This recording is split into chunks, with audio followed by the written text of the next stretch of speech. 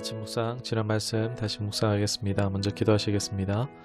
사랑의 하나님, 크신 은혜 감사합니다. 사랑으로의 부르심, 믿음의 삶으로 우리를 초청하심에 감사합니다. 매일매일 하나님의 사랑 알길 배우기를 또 담기를 원합니다.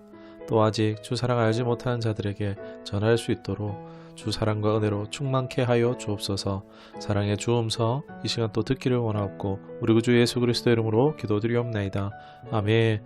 오늘 함께 하실 말씀은 마태복음 24장 42절 한 절의 말씀 보도록 하겠습니다. 그러므로 깨어있으라. 어느 날에 너희 주가 임할지는 너희가 알지 못함이니라. 아멘. 오늘 말씀의 제목은 깨어있으라 라는 제목으로 말씀 나누도록 하겠습니다. 여러분, 깨어있다는 것이 무엇일까요? 바로 예수님 오실 준비하는 것입니다. 그러나 오해했을 때 예수님 오실 준비가 아니라 종말을 준비하는 것을 깨어있다라고 오해할 수 있습니다. 종말론자들은 종말을 대비하는 자신들만이 깨어있다라는 이 함정에 빠지기 쉬운데, 종말을 이슈로 두려움을 조장하고 이성을 마비시키고 또 그 단체에 종속시키는 것은 오랜 이단과 사이비의 전통이라 할 수 있습니다. 여러분, 종말의 날이라고 하면 두렵지만 사실 성도에게 주님이 다시 오시는 날입니다. 결코 두려운 날이 아니죠. 신랑 예수님과 만나는 기쁨의 날, 잔치의 날, 좋은 날이라 할 수 있습니다. 깨어있다는 것을 우리가 이렇게 오해할 수도 있는데, 바르게 이해하고자 한다면 앞서 깨어있음의 반대인 잠들어 있는 상태를 먼저 이해할 필요가 있습니다. 잠들어 있다는 것은 어둠에 있는 것이며 어둠에 속한 것이 곧 영적으로 잠들었다는 것입니다. 성경에서 어둠에 있는 자를, 잠든 자들을 외식하는 서기관들과 바리새인들과 같은 자를 말합니다. 누구보다 이들은 율법을 잘 알고 율법을 잘 지키는 사람들이었다고 할 수 있습니다. 그러나 이들의 맹점은 율법은 잘 알긴 했지만 율법 안에 있는 하나님 아버지의 의도, 하나님의 뜻에는 전혀 관심이 없었다는 것입니다. 요한 1서 2장 9절에서 10절의 말씀을 참고해 보도록 하겠습니다. 빛 가운데 있다 하면서 그 형제를 미워하는 자는 지금까지 어둠에 있는 자요. 그의 형제를 사랑하는 자는 빛 가운데에 거하여 자기 속에 거리낌이 없으나. 아멘. 이 말씀을 통해서 알 수 있는 것이 무엇입니까? 신앙의 본질은 사랑입니다. 성경적인 지식이 많다고, 똑똑하고 내가 그것을 또 행한다고 해서 그것이 깨어있다라는 것은 꼭 아니라는 것입니다. 깨어있다는 것에 대해서 45절이 말하고 있습니다. 양식을 나눠줄 자가 누구냐? 육의 양식이든 영의 양식이든 공급하는 자를 말합니다. 이런 사람이 칭찬과 하나님 나라의 유업을 상속받는다라고 말하고, 반대로 48절에 49절에 보면은 자기 중심적인 사람, 자기 내 배만 불리는 사람은 각오하라는 것입니다. 즉 사랑이 없는 사람을 말하죠. 여러분, 이런 것을 볼 때에 깨어있는 사람이 어떤 사람인 것 같습니까? 흰 옷을 입고 종말의 때를 준비하면서 예배만 하는, 주님 오실 날만 준비하는 사람입니까? 아니죠. 14만 4천에 들기 위해서 애쓰는 사람입니까? 아니죠. 율법을 누구보다 잘 알고 지키는 사람입니까? 그런 것이 아니라 바로 주님의 뜻대로 사랑을 행하는 사람을 말하고 있습니다. 그저 몇 번의 행위가 아니라 선행을 몇 번 했느냐, 용서를 몇 번 했느냐 같은 행위의 유무를 말하는 것이 아니라, 깨어있다는 것은 사랑하는 사람인 상태를 말하는 것입니다.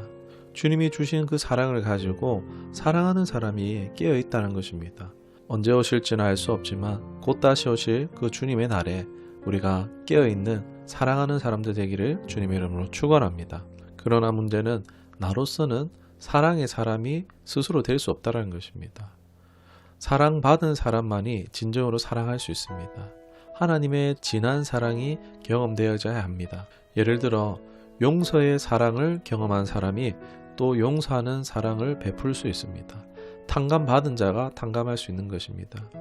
깨어있다는 것은 먼저 하나님의 사랑을 깨닫고 그 사랑을 하나님께 배우며 그 사랑을 실천하며 사는 것이 깨어있는 삶이라는 것입니다. 하나님께 배운 용서의 사랑을 배웠다면 그 사랑을 가지고 용서하며, 또 하나님께 배운 내 수치를 가려주신 사랑으로 타인의 수치를 가려줄 수 있고, 또 하나님께 배운 자기 권리를 포기한 것 같이 타인을 위해서 내 마땅한 권리를 포기하는 사랑, 이런 사랑함으로 때로는 용기 있게 권면하는 이런 사랑이라 할 수 있습니다. 받은 대로 아는 대로 많이 사랑하며 사는 삶이 깨어있는 삶이라는 것입니다. 하나님의 사랑으로 사랑하는 삶, 그런 삶을 살 수 있기를 원합니다.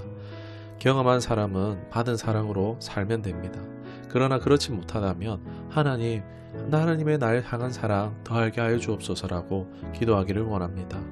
좋으신 하나님을 늘 사랑하며 사는, 늘 깨어 주님 모실 나라 사랑의 그날에 들어가기까지 사랑을 배우고 많이 사랑하며 결국 하나님과 참 사랑을 누리시게 되기를 주님의 이름으로 축원합니다. 이런 사람이 깨어있는 사람이며 바로 천국에 합한 사람이란 것입니다. 그러나 마지막으로 오해하지 말 것은 자기와 관련된 사람만 사랑하는 것은요, 사랑이 아니라는 것입니다. 성경적 사랑이 아닙니다. 정확하게 말하면 차별 대우하는 것입니다. 정직히 말하면 내 자식을 사랑하고 있는 것이 아니라 나는 내 자식을 차별 대우하고 있는 것입니다. 육신의 혈연이나 이성과 감정을 따라서가 아니라 하나님의 그 영혼을 사랑하시기에 주님의 그 가르침대로 형제를 자매를 하나님의 형상으로 바라보고 그 사람 존재 그 자체로 동일하게 사랑할 수 있는 데까지 우리는 자라나가야 합니다. 배워가야 합니다. 진정한 사랑할 때에 하나님의 나라가 우리 삶과 속한 모든 곳에 임하게 될 줄 믿습니다.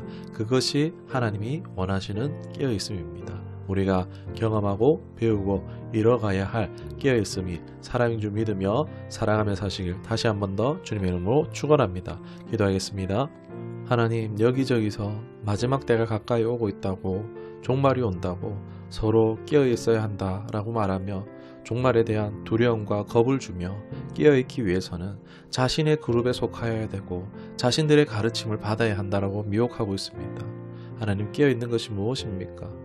주님의 의도는 그런 것이 아니라 주님의 의도는 사랑하는 것인 줄 믿습니다.